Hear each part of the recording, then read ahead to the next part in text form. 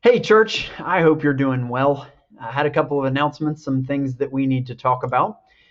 First is this Sunday, we plan to have a community dinner. It was something that we originally had on the calendar, but we assumed we were going to have to cancel. Then Teresa and Ruthie stepped up and so graciously volunteered to cook for us. So they're going to be making some meatloaf and some potatoes for anybody who would like to partake. And so the FBC drive-through is open. That's right. Since we can't go into the Life Center, we're going to ask you to pull around the Life Center to the back double doors in the alley, and you'll be served in a to-go container there.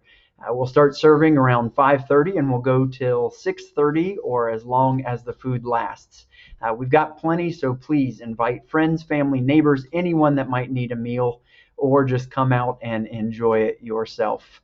Also want to take this time to just simply say a word of thanks. You guys have been incredibly faithful in so many different areas. Let me speak to the finances first.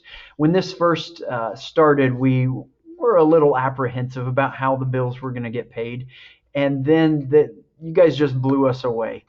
Did you know that April 2020 actually surpassed April 2019 in financial giving? And honestly, it wasn't even really that close. So we've been praising God for you and for your faithfulness, for his generosity to our congregation. And because of that, that's enabled us to continue giving to those ministries here locally that we give to. You've been giving special gifts through us to some of those ministries. And so we've been able to continue to do that and bless other people. But even beyond our own community, we decided to increase our giving to Annie Armstrong offering this year, which is with North American Mission Board for North American churches. We reasoned that there might be churches who were just getting started that could use an extra help. So we increased that this year to $5,000 because of your generosity. So thank you so much for your continued giving. But beyond the finances, I want to also say thank you for your faithfulness to each other. Thank you for stepping up and being there for one another, for sending cards, for making phone calls, sending texts, doing grocery shopping, doing whatever it takes. To some degree, that's really what it means to be the church. It's not about coming here on Sundays. It's about being there for one another. So thank you for being the church. Thank you for your faithfulness while we haven't been able to gather together. Speaking of not being able to gather, that's kind of the question on everybody's mind, is when will we be able to gather again? And that's a good question. Right now, we don't have any concrete plans because there's just too many variables. I know you're hearing of a lot of other churches that have started to open up and started to meet again. I can tell you a few things for sure. Number one is we will not be meeting. We don't plan to gather again until after the ban on 10 or more people meeting together has been lifted. We just don't think it's right for multiple reasons.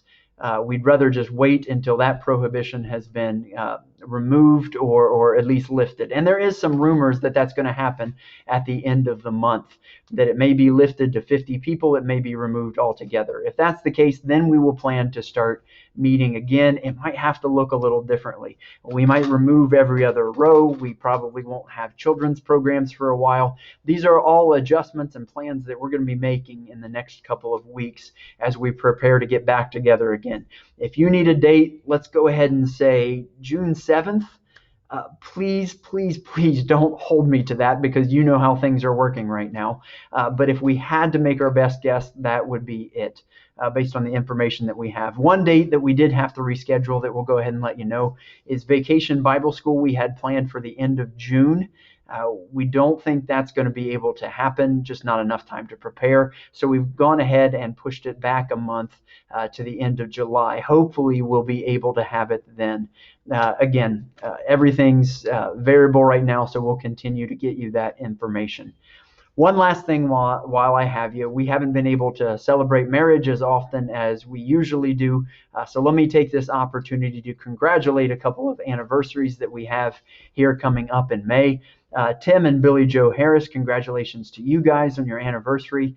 Paul and Laura Blair, 60 years. That is awesome. Fantastic, you guys. May 14th, if you know Paul and Laura, make sure you send them a word of congratulations for their anniversary. And finally, May 18th, Mike and Pamela Robinson will be celebrating 24 years. That's an incredible accomplishment as well, guys. Thank you for being examples to our congregation. Use this opportunity to pray for these couples, but also pray for marriages and for families in general. Thank you guys, as I said, for continuing to be the church, for all that you've done. Hope to be able to see you soon. Until then, we pray for you daily, and just God bless and stay healthy.